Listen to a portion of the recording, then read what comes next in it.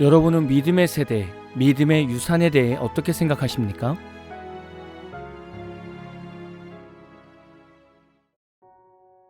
안녕하세요. 하루를 말씀으로 시작하는 오늘의 묵상입니다.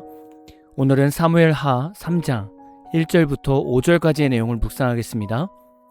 성경 말씀부터 듣겠습니다. 사울의 집과 다윗의 집 사이에 전쟁이 오래매 다윗은 점점 강하여 가고 사울의 집은 점점 약하여 가니라. 다윗이 헤브론에서 아들들을 낳았으되 맏아들은 암논이라 이스라엘 여인 아히노암의 소생이요 둘째는 길르압이라 갈멜 사람 나발의 아내였던 아비가일의 소생이요 셋째는 압살롬이라 그술 왕 달메의 딸 마아가의 아들이요 넷째는 아도니아라 학기스의 아들이요 다섯째는 스바디아라 아비달의 아들이요 여섯째는 이드르암이라 다윗의 아내 에글라의 소생이니 이들은 다윗이 헤브론에서 낳은 자들이더라. 오늘 말씀은 성도님들이 특별하게 묵상할 것이 없다고 생각할 수 있을 것 같습니다. 사무엘하 3장 1절 그리고 나머지 2절부터 5절까지 내용을 합쳐서 생각하면 이런 묵상을 할 수 있을 것 같습니다. 1절에서 사울의 집과 다윗의 집 사이에 전쟁이 오래 있었고 이 사이에 다윗은 점점 강해지고 사울의 집은 점점 약해졌다고 말씀합니다. 과연 이 두 집안은 어떻게 변했을까요?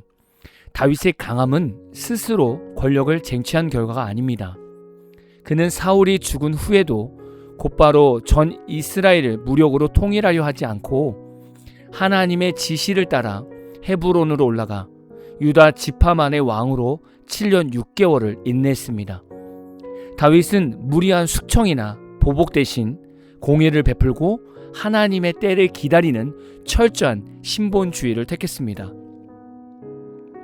반면 사울의 왕가는 철저히 인간적인 힘에 의존했습니다. 사울의 아들 이스보셋이 왕위에 있었으나 실권은 군사령관 아브넬이 쥐고 있었습니다. 이들은 다윗이 왕이 되는 하나님의 뜻을 알면서도 자신들의 기득권을 지키기 위해 무리하게 권력을 유지하려 했습니다. 권력의 핵심이었던 아브넬과 허수아비 왕 이스보셋 사이에 내분이 발생하면서 사울의 집은 외부의 적이 아닌 내부의 부패와 분열로 인해 스스로 붕괴하는 수순을 밟게 되었습니다. 사실 이것만 봐도 사울의 집과 다윗의 집은 차이가 나게 되죠. 우리는 다윗과 사울을 보면서 하나님이 함께 하시는 인물의 삶과 하나님이 떠난 자의 삶을 명확하게 볼 수 있어야 합니다. 현대 사람들도 다윗처럼 점점 강해지기를 원합니다. 그렇다면 다윗처럼 동반되어야 하는 삶도 있겠지요. 다윗처럼 무엇을 하든지 늘 묻고 하나님이 말씀하신 것은 어떤 일이라도 순종해야 합니다. 그래야 점점 강해집니다. 여러분은 신앙적으로나 생활적으로 점점 강해지고 싶으십니까? 그럼 하나님의 사람이 되십시오. 그리고 성경을 볼 때 성경 인물의 이름의 뜻을 잘 보아야 됩니다. 그리고 그 이름의 뜻답게 인생을 잘 살아가는가도 봐야 됩니다. 다윗의 집안은 너무나 강해졌습니다. 그리고 다윗은 많은 아들들을 얻었습니다. 오늘 말씀에서도 다윗의 아들들을 나열하고 있는데요. 과연 이들의 이름의 뜻과 삶을 보면서 믿음의 가문이 되고 있는가를 보겠습니다. 첫째, 암논. 이름의 뜻은 진실한, 신실한입니다. 그러나 그의 이름의 뜻과 반대로 그는 가장 거짓되고 패륜적인 짓을 저질렀습니다. 이복누의 다말을 속여서 범하고 내쫓는 죄악을 행하여 결국 동생 압살롬에게 암살을 당했습니다. 차남 길르압. 이름의 뜻은 아버지의 성취입니다. 역대상 3장 1절에서는 다니엘로 불리기도 했습니다. 다니엘의 뜻은 하나님은 심판자이시다입니다. 암논과 압살롬의 이 사건 속에서 그의 이름은 등장하지 않으며 일찍 요절한 것으로 추정이 됩니다. 셋째, 압살롬. 이름의 뜻은 평화의 아버지입니다. 이는 가장 기막힌 역설입니다. 평화라는 이름을 가졌으나 다윗의 집에 가장 끔찍한 피바람의 반역을 일으키고 아버지의 후궁들을 범한 페륜의 장본인이 되었습니다. 넷째, 아도니아. 이름의 뜻은 여호와는 나의 주이시다입니다.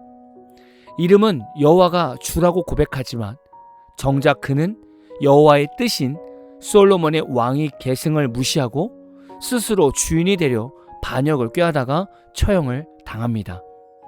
다섯째, 스바랴. 이름의 뜻은 여호와께서 심판하셨다입니다. 성경에 그의 구체적인 행적이나 일화는 기록되어 있지 않습니다. 여섯째, 이드르암. 이름의 뜻은 백성이 풍부함입니다. 다윗의 본적격인 에글라의 아들이며 스바랴와 마찬가지로 훗날의 행적에 대한 특별한 기록은 없습니다. 앞에서 다윗의 6 아들의 이름과 간단한 그들의 인생을 보았습니다. 하나님은 분명 믿음의 유산을 소중하게 여기십니다. 하나님을 온전히 따랐던 다윗의 인생은 하나님께서 명확히 강하게 하셨습니다. 그러나 아무리 믿음의 인물 다윗이어도 하나님이 싫어하시는 이방 여인과 결혼을 하고 이들 사이에서 태어난 아들들에게 아무리 좋은 의미의 이름을 지어줘도 하나님의 뜻대로 살지 않으면 아들들에게 다윗의 업적은 아무 소용이 없습니다. 우리는 때론 기독교 3대, 4대를 자랑하고 조부모나 증조부모 세대의 믿음을 자랑합니다. 그러나 이런 믿음의 세대도 중요하지만 그 선조들의 믿음이 지금 나에게 그대로 전달되었는가가 더 중요합니다. 예를 들면 내 할아버지가 믿음의 조상 아브라함이어도 내가 암논의 인생을 살고 있다면 아브라함의 믿음의 유산은 나로 인해서 깨지게 되는 겁니다. 하나님은 분명 믿음의 세대들을 세우십니다. 그리고 믿음의 유산이 아래 세대들에게 잘 흘러갈 수 있도록 믿음의 은혜도 주십니다. 그러나 다음 세대들이 하나님을 외면하고 하나님 앞에 교만해지면 윗세대들의 믿음의 유산은 멈추게 됩니다. 분명 가정 안에 하나님이 주신 믿음의 유산은 사라지지 않는 것 같습니다. 그러나 선조의 믿음을 잘 받는 다음 세대가 세워지지 않으면 하나님이 쓰시는 믿음의 유산은 멈출 수 있음도 알아야 할 것입니다. 오늘 하루 말씀을 묵상하시면서 나는 예수님을 잘 믿고 내 자녀들에게 잘 가르쳐주고 있는가를 다시금 돌아보시는 한 날 되시기를 진심으로 축복합니다. 오늘 마무리 찬양은 시와 그림의 항해자라는 찬양입니다. 찬양 후에는 잔잔한 연주곡이 있습니다. 말씀을 생각하면서 기도하는 시간을 가져보십시오.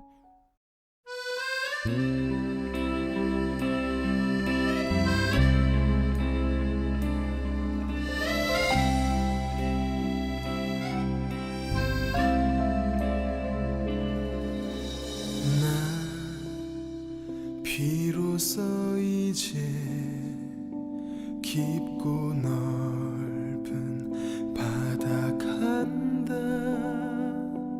두려움에 떨고 있는 내 손을 주는 결코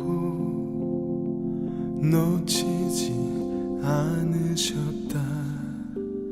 나 비로소 이제 폭풍우를 뚫고 간다.